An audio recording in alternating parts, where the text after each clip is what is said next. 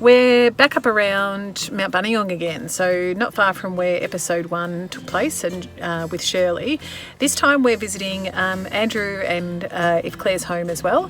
They're fantastic gardeners and really do a lot with Australian native plants in a garden environment. And Andrew propagates and grows a lot of the bush foods that I work with and sell. So let's go say hello. Alrighty, so we're just going to go around the back of their place because usually Andrew is somewhere out here in the garden, and there he is. So you can already see massive gardeners, love to grow their own veggies. We're going to have a chat to him about some of that, but also the bush foods that he's growing. Hiya!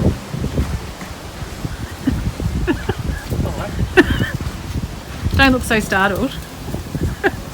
What are you watering? Hi, Andrew, this is the Saltbush community. Hi, how you going? I'm watering This is Andrew. My mountain pepper seedlings.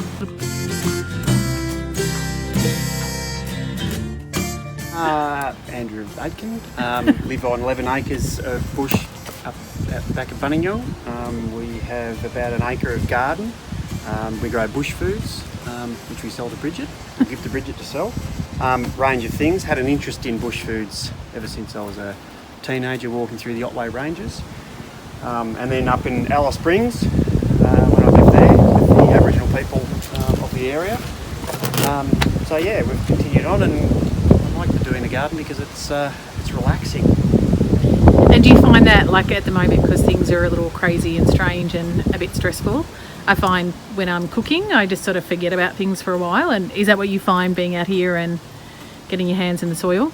Yes, even though we're close to Buninyong, it's we can be a million miles away. Yeah. So this looks like a pretty spectacular table, Andrew. Yes, this is our propagating table. We've got some more mountain peppers. We've got some river mint. Point as you're telling us what we've got. River mint here. We've Yep. got some larger pepperberries here. We've got one little Muntries there. We've got warrigal greens here, sea celery, some lemongrass.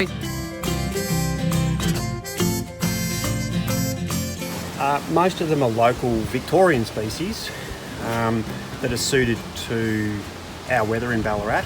Warrigal greens, the river mint, the sea celery, the white kunzia, the kangaroo apples grow really well in Ballarat. In our soils. I think the sea celery will become really popular. Like that just for flavour, it's just like flat leaf parsley, isn't it? Like it's just it's like a combo of flat leaf parsley and celery.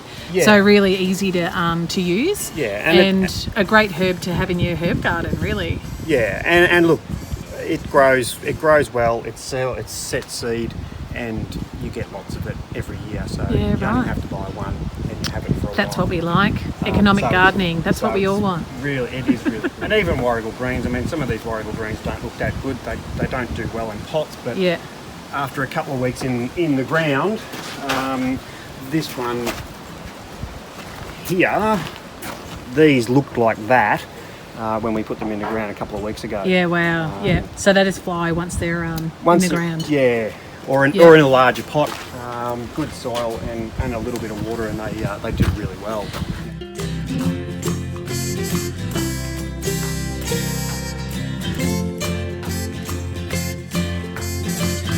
Right over the back there, strawberry gum. Can we go have a look at that? Yeah, we've got. So this is the plant that turned me on Bushfoods. Like I was like, once I had this, I was like, nah, this is ridiculous. So these look beautiful too. So the strawberry gum leaves, once you crush them, I think it's almost more like passion fruit than strawberry. But they're such a beautiful bush food and flavouring for food to use in the kitchen. So you've got a couple of really healthy ones looking here, both in pots. Yep.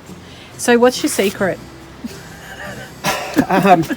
Good soil, even though they come from an area of impoverished soil. Good soil.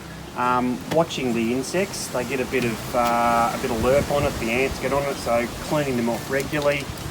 Looking for other bugs, and we repot them and also trim them back to keep them small.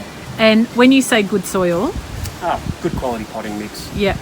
Don't buy the cheap stuff, and change it every couple of years. Like repot. So you'd repot them every couple of years. Yeah, 2 to 3 years. And a bit of TLC. See how they are. Talk to them. Clean them. Well, you can see there's a little bit of insect activity up here. Just peel that off.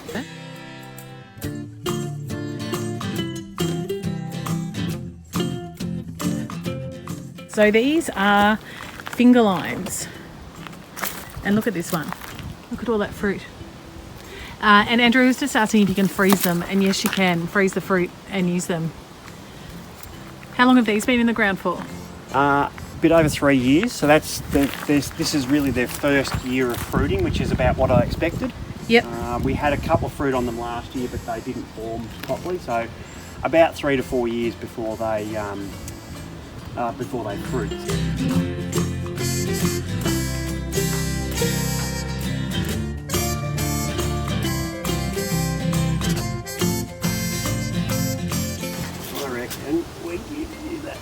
Just going to get Andrew to cut a bit of strawberry gum so we can use it in the kitchen. I'll do a little recipe in the shop. Oh, that's amazing. Yeah. It's such a shame that phones don't have smells and scents yet.